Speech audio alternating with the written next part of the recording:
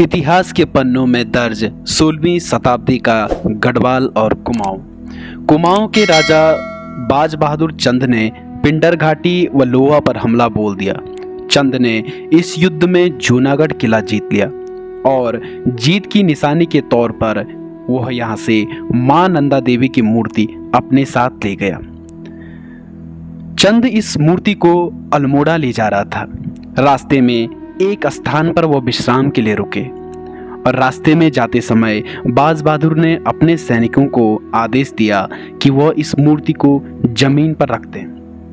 विश्राम के पश्चात जब बाज बहादुर चंद अपने सैनिकों के साथ अल्मोड़ा जाने लगे तो उन्होंने सैनिकों के आदेश दिया कि इस मूर्ति को भी साथ ले चलें। सैनिकों ने मूर्ति को उठाने का प्रयास किया, किंतु मूर्ति उठाना तो दूर, कोई भी उस मूर्ति को उस स्थान से हिला तक नहीं पाया।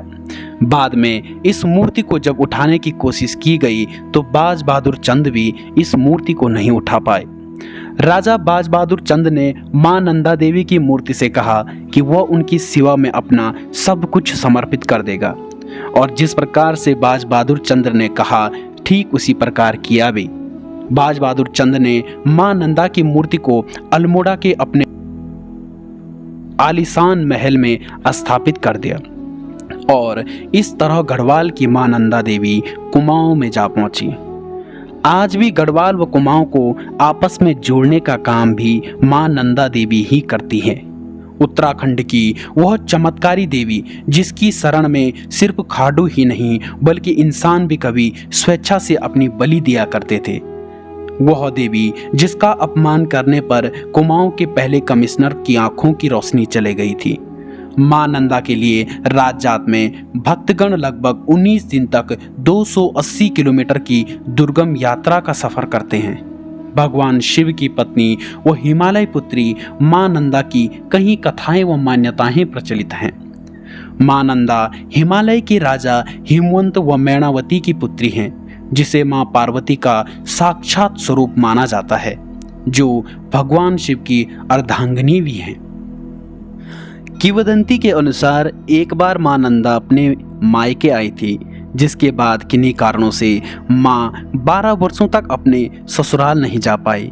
इसीलिए जब 12 वर्ष बाद मां नंदा को उनके ससुराल भेजा गया तो मायके वालों ने बड़े हर्ष उल्लास के साथ माता को उनके ससुराल भेजा।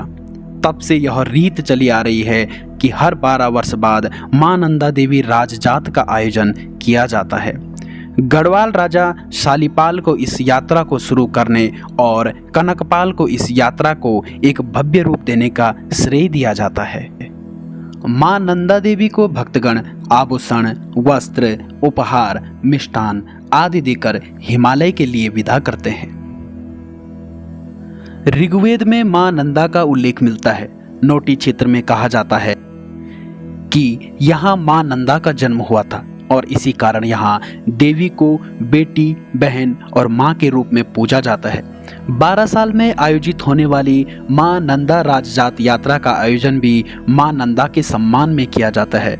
यह यात्रा सामान्यतः मां नंदा को मायके से ससुराल विदा करने की यात्रा है, जिसका पहला पड़ाव नौटी से शुरू होता है, जहां पंवार राजाओं के पुरोहित नौटियाल मां नंदा की पूजा करते हैं।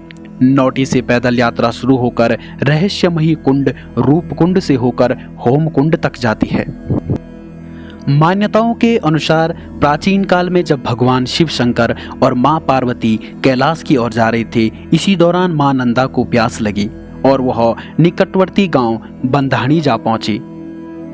बंधाणी गांव में उस समय के चौकीदार जमन सिंह जदौड़ा ने मां पार्वती को पानी पिलाने के साथ साथ उनका खूब आदर और सत्कार करते हुए दही और खाना खिलाया। विदा होते समय जमन सिंह ने मां पार्वती से कहा कि कैलाश जाते समय वे एक बार फिर से उनके घर जरूर आएं।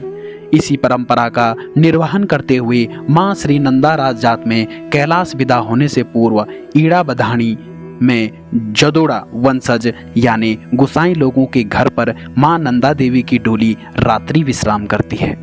उत्तराखंड में मां नंदा को अनेक रूपों में पूजा जाता है। उत्तराखंड में विवाहिता को दिशा और ध्यानी के नाम से भी कहा जाता है। इसीलिए इस राज जात में बेटियों को खास महत्व दिया जाता है। दिशा के रूप में पूजने वाले लोग मां नंदा को अन्य धन्य व श्रृंगार सामग्री भेंट करते हैं। ससुराल पक्ष से प्राप्त होने वाली सामग्री को लोक देवी प्रसाद के रूप में आपस में बांटा जाता है। घाट ब्लॉक के कुरुड़ नौटी से लेकर नारायणबगड़ के भगोती गांव तक को मां नंदा देवी का मायका माना जाता है। यहाँ मां नंदा को बेटी या बहन के रूप में पूजा जाता है। भगोती गांव के पश्चात मां नंदा देवी का ससुराल प्रारंभ हो जाता है। चमोली की नौटी से शुरू होकर कुरुड़ के मंदिर से दसोली और बधान की डोलियां राजजात का आगाज करती हैं। इस यात्रा में लगभग 240 किलोमीटर की दूरी नौटी से हेमकुंड तक पैदल यात्रा करनी पड़ती है।